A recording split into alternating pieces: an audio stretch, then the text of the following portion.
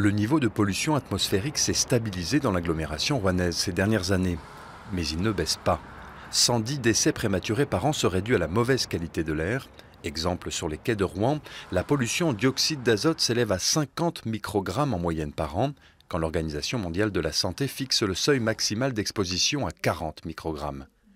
Pour lutter contre ce phénomène, la métropole Rouen-Normandie souhaite réduire progressivement le nombre de véhicules polluants sur ses routes. En clair, ça veut dire que certains véhicules les plus polluants seront interdits.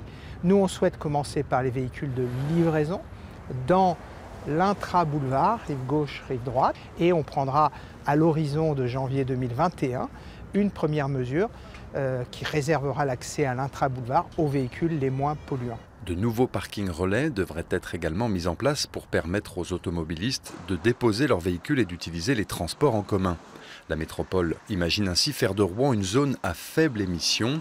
Le projet ne convainc pas ce responsable d'association écologiste. Malheureusement, les réponses qu'on a apportées sont à l'état du discours. Il faut passer aux actes et sur les actes, on ne voit pas grand-chose, voire on voit des signes contradictoires, comme par exemple les 66 millions sur ces deux autoroutes à l'est de Rouen qui vont rajouter du trafic et rajouter de la pollution atmosphérique sur l'ensemble de la métropole et des émissions de gaz à effet de serre.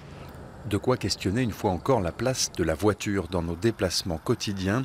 Selon la dernière enquête de mobilité publiée par la métropole, 53% des déplacements dans l'agglomération de Rouen font moins de 3 km, des déplacements effectués pour moitié en voiture.